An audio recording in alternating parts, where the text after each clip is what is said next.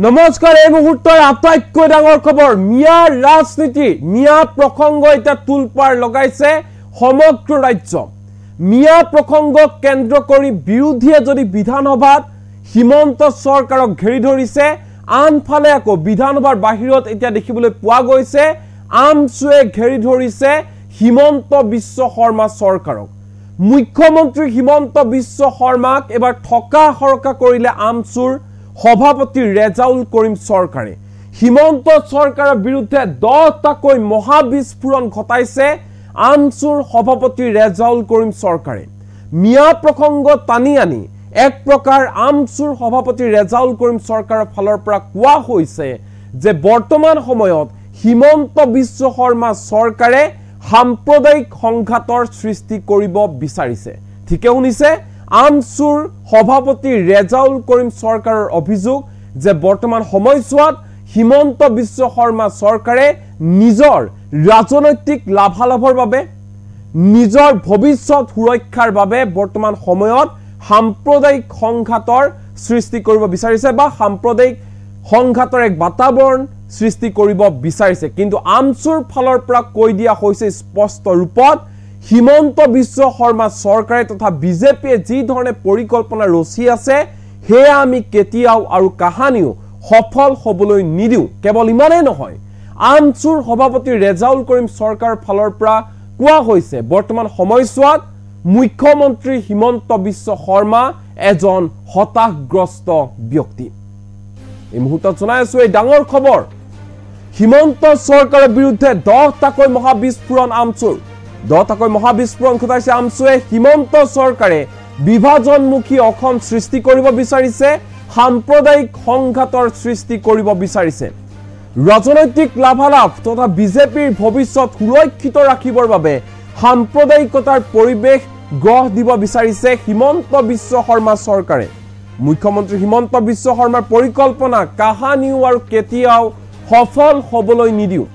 চৰ চাপৰি লোকেহে অসমীয়া ভাষা সংস্কৃতি ৰক্ষা কৰিছে হেয়া মনত ৰখা ভাল হিমন্ত বিশ্ব শৰ্মাই কেৱল ধিং কাণ্ডই নহয় ধিঙৰ সমান্তৰালকৈ 15টাকৈ স্থানত জঘন্য ঘটনা সংঘটিত হৈছে বাকিবোৰ ধৰ্ষণ কাণ্ডৰো উচিত তদন্ত কৰক আমচুৰ ফালৰ পৰা কোৱা হৈছে ধিং কাণ্ডক লৈ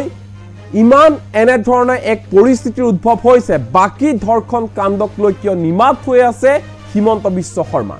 ধিং ধৰ্ষণ কাণ্ডৰ বাকি দুই ধৰ্ষণকাৰী কিয় এতিয়ালৈকে গ্ৰেপ্তাৰ কৰিবলৈ সক্ষম হোৱা নাই অসম আৰক্ষীয়ে তথা কিয় ব্যৰ্থ হৈছে গৃহ বিভাগ ধিং ধৰ্ষণ কাণ্ডৰ তদন্তৰ দায়িত্ব সিবিআইৰ হাতত দিব লাগে বুলি দাবী উত্থাপন কৰিছে আমচুৱে কেৱল ইমানেই নহয় অপৰাধিক ধৰ্মৰ দৃষ্টিৰে অপৰাধিক কাহানিও ধৰ্মৰ দৃষ্টিৰে নাচাব মুখ্যমন্ত্ৰী হিমন্ত বিশ্ব শৰ্মাই এই হকিয়নি প্ৰদান কৰিছে আমচুৱে অপৰাধ নিয়ন্ত্ৰণ কৰাত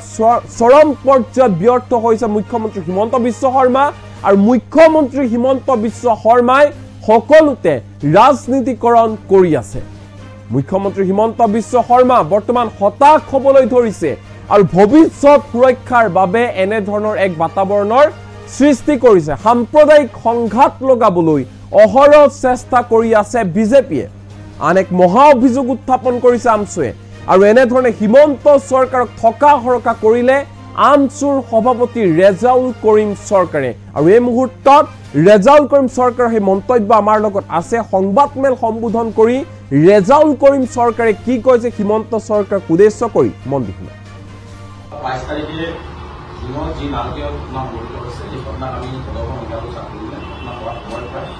তীব্ৰভাৱে নিন্দা কৰি আহিছোঁ গৰিহণা দিছোঁ আৰু এনেকুৱা জঘন্য কাণ্ডত জড়িত অপৰাধীসকলক আমি মুখ্যমন্ত্ৰীক আহ্বান জনাইছিলোঁ যে তেওঁলোকক ফাষ্ট ট্ৰেক কোৰ্টৰ জৰিয়তে বিচাৰ প্ৰক্ৰিয়া আৰম্ভ কৰি 7 দিনৰ ভিতৰত তেওঁলোকক মুকলি আকাশত ফাঁচীৰ ব্যৱস্থা গ্ৰহণ কৰিব আমি এই আহ্বান জনাই আহিছোঁ সমান্তৰালভাৱে অসমৰ বিভিন্ন প্ৰান্তত যিকেইটা ঘটনা সংঘটিত হৈছে কাৰণ হিং ঘটনা হোৱাৰ পিছতেই প্ৰায় 15টাকৈ ঘটনা ধৰ্ষণৰ দৰে জঘন্য নাৰী নিৰ্যাতনৰ জঘন্য ঘটনা অসমৰ যোৰহাট ডিফু বঙাইগাঁও গোৱালপাৰাকে আদি কৰি আমাৰ নচলপুৰ কোকৰাঝাৰ বিভিন্ন অঞ্চলত এনেকুৱা ধৰণৰ ঘটনা সংঘটিত হৈছে গতিকে আমি সেইসকলকো এই ঘটনাসমূহকো উচিত তদন্ত কৰি ফাষ্ট ট্ৰেক কোৰ্টৰ জৰিয়তে বিচাৰ প্ৰক্ৰিয়াটো খৰতকীয়া কৰি তেওঁলোকক আমি কঠোৰৰ পৰা কঠোৰতম শাস্তি দিয়াৰ দাবী উত্থাপন কৰিছোঁ আৰু তেতিয়াৰ পৰা আমি কৈছোঁ যে অপৰাধীক কোনো ধৰ্মীয় দৃষ্টিকোণেৰে চাব নালাগে, অপৰাধীক দৃষ্টিকোণেৰে চাব লাগে।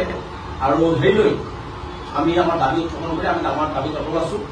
কিন্তু আজি দেখিছো যে এই হিং ঘটনা হোৱাৰ পিছৰে পৰা অসমত চৰকাৰে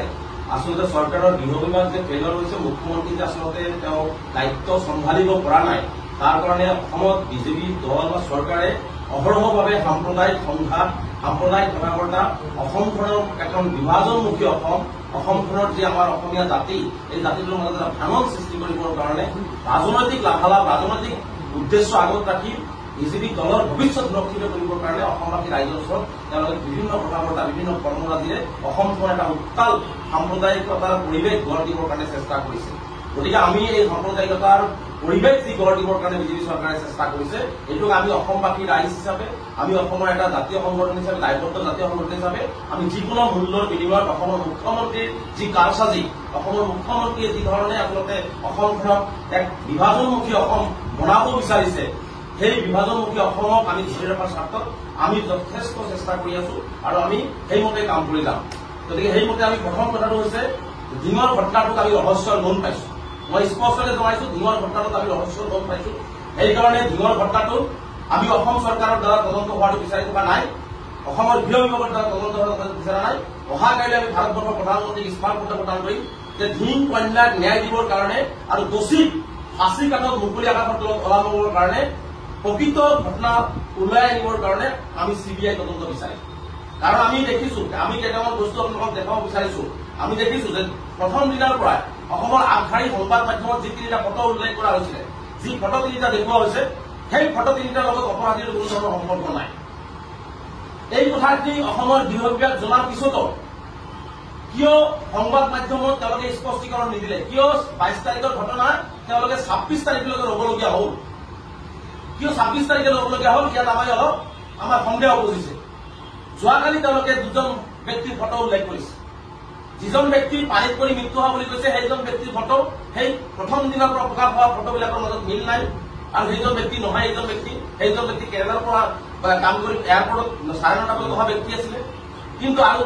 যোৱাকালি যি 2টা ফটো উল্লেখ কৰা হৈছে, মৃত ব্যক্তি আৰু যোৱাকালি 2টা ব্যক্তি আৰু আগৰ ফটোকেইটাৰ লগত কোনো ধৰণৰ মিল নাই। গতিকে এই যে ফটোৰ সামঞ্জস্য, নামৰ ভুল, আমি দেখিছো নামৰ ভুল। অসম আৰক্ষীয়ে আজি ইমান ডাঙৰ ঘটনা এটা, ফটোৰ বিভ্ৰান্তি অসমত চলি আছে, নামৰ বিভ্ৰান্তি চলি আছে, সেইখিনি দূৰ কৰিবৰ কাৰণে তেওঁলোকৰ 3 দিন সময় লগা হ'ল। আৰু আটাইতকৈ ডাঙৰ কথা, অসম আৰক্ষীৰ ইমান শক্তিশালী বিভাগ, DGP মহোদয় ইমান শক্তিশালী, অসমৰ গৃহ বিভাগৰ মুখ্যমন্ত্ৰী ইমান শক্তিশালী। যোৱাকালি 2জন ব্যক্তিৰ ফটো যি প্ৰকাশ পালে, এই 2জন ব্যক্তি কি এতিয়া আমেৰিকাত পলাইছে নেকি? তেওঁলোকক এতিয়াও গ্ৰেপ্তাৰ কৰিব পৰা নাই? এইটোত আমাৰ অলপ সন্দেহ লাগিছে যে এতিয়ালৈকে সেই 2জন ব্যক্তি পুলিচৰ হাতত কিয় নালাগে, ক'ত গ'ল? এজন ব্যক্তিক আপোনালোকে 3 ঘণ্টা 4 ঘণ্টাৰ ভিতৰত গ্ৰেপ্তাৰ কৰিব পাৰিলে, আৰু সেই 3-4 ঘণ্টাৰ ভিতৰতে বাকী 2জন ব্যক্তিৰ ফটো যে আপোনালোকে প্ৰকাশ কৰিলে, সেই ফটোখিনি প্ৰকাশ কৰাৰ পিছত এতিয়ালৈকে সেই আসামীৰ খবৰ নাই। তাৰমানে আমি দেখিছো যে আচলতে ঘটনাটোক এতিয়া লাহে লাহে গাপ দিবলৈ চেষ্টা কৰা হৈছে। ঘটনাটো আচলতে অন্য কিবা ৰূপ আছিলে নেকি? গতিকে সেইকাৰণে আমি কৈছো, কাৰণ যিজন ব্যক্তিৰ মৃত্যু ইতিমধ্যে হৈছে, সেইজন ব্যক্তিৰ কি ষ্টেটমেণ্ট লৈছে, মেজিষ্ট্ৰেটৰ আগত হাজিৰ কৰিছে নহয়, এইটো আমি অসমবাসী জ্ঞাত নহয়। গতিকে তেনে ক্ষেত্ৰত আমি কিন্তু সকলোৱে এতিয়া অন্ধকাৰত আছো। সেইকাৰণে আমি কৈছো যে এই সমগ্ৰ ঘটনাটোৰ ধিং কন্যাক ন্যায় দিবৰ কাৰণে, আৰু এই 2জন ব্যক্তি যে এতিয়ালৈকে গ্ৰেপ্তাৰ নহল, অসম আৰক্ষীয়ে কিয় বিফল হৈ আছে, অসম আৰক্ষী কিয় বিফল হৈ আছে আৰু গ্ৰেপ্তাৰ কিয় কৰিব পৰা নাই? গতিকে আমি এতিয়া অসম আৰক্ষীৰ এই তদন্তৰ প্ৰতি আমাৰ বিশ্বাস নাই, অসম আৰক্ষীয়ে যে তেওঁলোকক গ্ৰেপ্তাৰ কৰিব সেইটোও আমাৰ বিশ্বাস নাই। সেইকাৰণে বিশ্বাসহীনভাৱে এতিয়া আমি আস্থা ৰাখিব লাগিব আমাৰ ভাৰতৰ সৰ্বোচ্চ সংস্থা CBI। গতিকে এই ঘটনাটোক CBI আওতাত দিব লাগে, যিহেতু জঘন্য ঘটনা সংঘটিত কৰিছে, ছাত্ৰীৰ লগত হোৱা ঘটনা, কেলকাতাৰ ঘটনা যদি CBI দিব পাৰে, গতিকে আমাৰ ধিং কন্যাৰ ঘটনাটোকো CBI দি সেই ধিঙৰ কণমানি ছোৱালীজনীক, নাবালিকা ছোৱালীজনীক ন্যায় দি দোষীসকলক কঠোৰৰ পৰা কঠোৰতম শাস্তিৰ ব্যৱস্থা গ্ৰহণ কৰিব লাগে। আৰু সমান্তৰালভাৱে মুখ্যমন্ত্ৰী ডাঙৰীয়াক এটা কথা আহ্বান জনাইছো, চকীখনত বহি সাংবিধানিক পদমৰ্যাদা ৰক্ষা কৰি যদি আপুনি তফাৎজুলৰ নাম প্ৰকাশ কৰিব পাৰে, তেনেহলে আপুনি বহুত সাহস ৰাখি বিশ্বজিৎ দাসৰ নামো আপুনি প্ৰকাশ কৰক। অপৰাধীক আপুনি কেতিয়াও ধৰ্মীয় দৃষ্টিকোণেৰে নাচাব। আপুনি অসমৰ মুখ্যমন্ত্ৰী, আপোনাৰ প্ৰতি অসমবাসী ৰাইজে চাই আছে। অসমত আপুনি অসমখন সকলো দিশত চাই চাব লাগিব, সকলোকে সুৰক্ষা দিব লাগিব। তেনে ক্ষেত্ৰত আপুনি তিনিচুকীয়াৰ ঘটনাত আপুনি গাপ দিব, আপুনি বিশ্বজিতৰ ঘটনা গাপ দিব, কেৱল আপুনি ধিং লৈ আন্দোলন কৰি থাকিব, এইটো নহব। ঝিঙত যেনেকুৱা সমান্তৰাল আন্দোলন চলিছে মই ভাবো যে তেনেকুৱা ঘটনা অসমৰ বিভিন্ন প্ৰান্তত আৰু 15টা হৈছে গতিকে সেই 15টা ঘটনা মুখ্যমন্ত্ৰীয়ে ব্যৱস্থা লোৱাৰ কাৰণে আহ্বান জনাইছো আৰু এটা কথা মুখ্যমন্ত্ৰীয়ে সদায় 2-3 দিনৰ পৰা দেখিছো খুব কৈ থাকে যে লোকসভা নিৰ্বাচনৰ পিছত এক বিশেষ সম্প্ৰদায়ৰ ব্যক্তিসকলে উৎসাহিত হৈছে মই মুখ্যমন্ত্ৰীক আহ্বান জনাইছো অপৰাধ কৰিবৰ কাৰণে যদি কোনোবাই উৎসাহিত হৈছে তাক কণ্ট্ৰল কৰাৰ তাক ঠাণ্ডা কৰাৰ দায়িত্ব আমাৰ নহয় সাংবাদিক বন্ধুসকলৰ না বুদ্ধিজীৱীসকলৰ নহয় তাক ঠাণ্ডা কৰা তাক কণ্ট্ৰল কৰাৰ দায়িত্ব হৈছে অসমৰ মুখ্যমন্ত্ৰী যদি কোনোবাই অপৰাধ কৰিবৰ কাৰণে উৎসাহিত হৈ আছে তেনেহলে মুখ্যমন্ত্ৰী তাক কঠোৰ হাতেৰে দমন নকৰি কিয় প্ৰতিটো ক্ষেত্ৰতে ধৰ্মীয় মেৰুকৰণ কিয় প্ৰতিটো ক্ষেত্ৰতে ৰাজনীতিকৰণ কৰাৰ চেষ্টা কৰি আছে আচলতে মুখ্যমন্ত্ৰী ডাঙৰীয়াৰ হতাশাৰ প্ৰতিচ্ছবি আচলতে এইটো প্ৰতিফলিত হবলৈ আৰম্ভ কৰিছে সেইকাৰণে আমি কৈছো যে ইমিডিয়েট এইটো এটা চিবিআই ইনকুৱাৰী হওক আৰু প্ৰতিটো দোষীয়ে শাস্তি পাওক দ্বিতীয়টো কথা হৈছে যে আৰু এটা কথা যোৱা দুদিনৰ পৰা যোৱাকালিও দেখিছো তাৰ আগতে দেখিছো সংবাদ মাধ্যমত এটা ভিডিঅ' ভাইৰেল হৈ আছে কিছুমান নিৰহী ভাৰতীয় শ্ৰমিক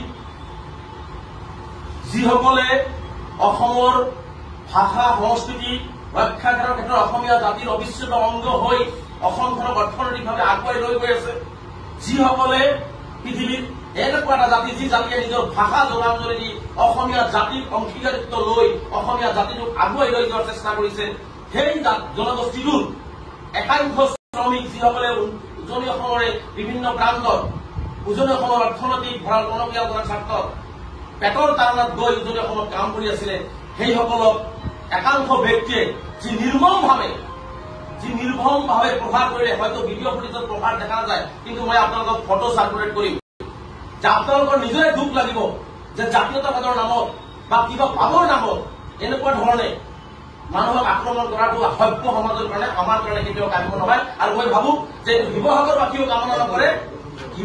তিনিচুকীয়াবাসীও কামনা নকৰে ধুবুৰীবাসীও কোনো কামনা নকৰে বৰপেটাবাসীও কামনা নকৰে যদি কোনোবাই কিবা বেয়া কাম কৰিছে তাৰ শাস্তিৰ ব্যৱস্থা আছে বিধান আছে আইন আছে তাৰ ব্যৱস্থা লওক কিন্তু দেখিছো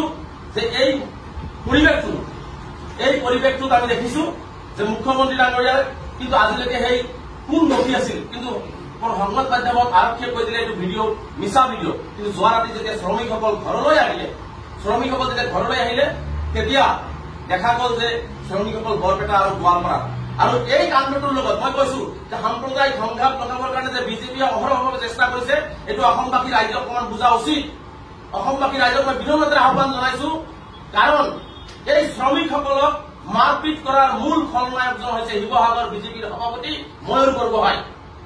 ময়ূৰ বৰগোহাঁয়ে এই লেবাৰখিনিক তেওঁৰ এটা প্ৰজেক্টত কাম কৰিবৰ কাৰণে লৈ গৈছিল আৰু ইতিমধ্যে তেওঁলোকে এফআইআৰ দাখিল কৰাত এফআইআৰত আমি চাইছো যে 15 লাখ টকা তেওঁ এই শ্ৰমিকসকলক দিবলৈ বাকী আছে 15 লাখ টকা এই শ্ৰমিকসকলক দিবলৈ বাকী আছে যাৰ পৰিপ্ৰেক্ষিতত এই উজনি অসমৰ যি আন্দোলন মানে খিলঞ্জীয়া জনগোষ্ঠীৰ যি আন্দোলন আছিলে সেই আন্দোলনৰ বয়নালৈ তেওঁলোকে সেই আন্দোলনৰ কিছু সংগঠনৰ নাম লৈ তাতে জিন্দাবাদ মানে এনেকুৱা ধ্বনি দিয়াই পেলাই তেওঁলোকক আক্ৰমণ কৰা হল গতিকে মুখ্যমন্ত্ৰী ডাঙৰীয়াক এতিয়া প্ৰত্যাহ্বান জনাইছো আইন হাতত তুলি লোৱাসকলক আপুনি কঠোৰ হাতেৰে দমন কৰিম বুলি কৈছিলে ময়ূৰ বৰগোহাঁইৰ বিৰুদ্ধে ব্যৱস্থা গ্ৰহণ কৰিব নে নাই মুখ্যমন্ত্ৰী অসমবাসীক জনাব লাগে আমি বিচাৰিছো কোনেও আইন হাতত তুলি ল'ব নালাগে আমি বিচাৰিছো সকলে সমিল মিলেৰে আজি মনত পৰিছে আমাৰ হোমেন বৰগোহাঁই ছাৰলৈ মনত পৰিছে ভূপেন হাজৰিকালৈ নগেন শইকীয়া ছাৰলৈ আজি আমাৰ মনত পৰি আছে যে এইসকলে এটা সময়ত আমাৰ চৰ চাপৰি আদি কৰি বিভিন্ন অঞ্চলত সকলো ক্ষুদ্ৰ জাতি জনগোষ্ঠীক লৈ এটা বৃহত্তৰ অসমীয়া জাতি গঠন প্ৰক্ৰিয়া আজি গঠন কৰাৰ কাৰণে তেওঁলোকে চেষ্টা কৰিছিল তেনে ক্ষেত্ৰত আজি দেখিছো যে বিজেপি দলে আচলতে মই দেখিছো বিজেপি দলে তা আনি বাংলাদেশী সংস্থাপিত কৰাৰ কাৰণে ষড়যন্ত্ৰ ৰচনা কৰি আছে অনুৰূপ ধৰণে আৰু একাংশ আন্দোলন কৰি পেলাই অত্যাচাৰ কৰি পেলাই আৰু এটা বেলেগ পৰিৱেশ সৃষ্টি কৰি অসমখনৰ অসমীয়া জাতিটোক এইটো কথা স্পষ্ট ইতিহাসৰ কলা অধ্যায়ে মুখ্যমন্ত্ৰী হিমন্ত বিশ্ব শৰ্মাৰ নাম থাকিব তেওঁ যেনেকুৱা ধৰণে কাম কৰি আছে তেওঁ যেনেকুৱা ধৰণে আচলতে সমাজৰ মাজত বিষবাষ্প বিয়পাব বিচাৰিছে প্ৰকৃতিয়ে কিন্তু কিছুমান বস্তু সহ্য নকৰে গতিকে মুখ্যমন্ত্ৰীয়ে যিটো কাম কৰি আছে এই কামে কিন্তু অসমীয়া জাতিটোক থান-বান কৰিব আৰু তাৰ কাৰণে তেওঁ কিন্তু অসমীয়া জাতিৰ মাজত এটা কলা তেওঁৰ নামটো কলা অধ্যায় হিচাপে লিখা লাগিব গতিকে মুখ্যমন্ত্ৰী ডাঙৰীয়াক আহ্বান জনাইছো মুখ্যমন্ত্ৰী চকীত বহি ভাঙনৰ ৰাজনীতি নকৰিব বিভাজনৰ ৰাজনীতি নকৰি সকলো জাতি জনগোষ্ঠীক লৈ সমিল মিলেৰে কেনেকে আমি অসমখন আগুৱাই লৈ যাব পৰা যায় তাৰ কাৰণে ব্যৱস্থা গ্ৰহণ কৰক। উজনি অসমত আজি যিসকলক মিয়া বুলি কোৱা হৈছে, যিসকলক বাংলাদেশী বুলি কোৱা হৈছে, আজি উজনি অসমত কোন মানুহ গৈছে? আজি ধুবুৰী, বৰপেটা, বঙাইগাঁও, নগাঁৱৰ কোনোবা ব্যক্তি শ্ৰমিক হিচাপে কাম কৰিবলৈ গৈছে, তাত আগ্ৰাসন হোৱা নাই, তাত তেওঁলোকে ভূমি দখল কৰিব যোৱা নাই, তাত তেওঁলোকে হয়তো পেটৰ তাৰণাত বা সেই উজনি অসমৰ কিছু মানুহৰ আহ্বানত তেওঁলোকে কাম কৰিবলৈ গৈছে। তেওঁলোকে তাতে নিজৰ পৰিয়াল পোহপালিবৰ কাৰণে গৈছে। আকৌ কাম যেতিয়া শেষ হয় তেওঁলোকে উভতি ঘৰলৈ গুচি আহে। গতিকে এনে ক্ষেত্ৰত যিসকল অসমৰ অসমীয়া হয়, ভাৰতীয় হয়, যিসকলে অসমীয়া জাতি গঠন প্ৰক্ৰিয়াত অৱদান ৰাখি আছে, সেইসকলক মিয়া, বাংলাদেশ এইবোৰ তুচ্ছ তাচ্ছিল্য কৰিলে অসমখনৰ অসমীয়া জাতিটোৰ কিন্তু এটা বিভাজন হৈ যাব। আৰু বিভাজন হলে কিন্তু আমি কোনেও অসমীয়া জাতিটোক ধৰি ৰাখিব নোৱাৰিম। আমাৰ আৰু এটা কথা আমি ইয়াত আনিছো, সেইকাৰণে মই সকলো জাতি জনগোষ্ঠীক, সকলো পক্ষকে মই বিনম্ৰতাৰে আহ্বান জনাম যে আহক আমি মিলিজুলি আমি বিজেপি দল বা চৰকাৰৰ যি সাম্প্ৰদায়িক বিভাবাস প্ৰক্ৰিয়া পাই অসমখন ধানবাদ কৰাৰ ষড়যন্ত্ৰ ৰচনা কৰি আছে, এই জালত আমি ভৰি নিদি কৰবাত যদি কিবা অসুবিধা হৈছে, কৰবাত যদি কোনো জনগোষ্ঠীৰ,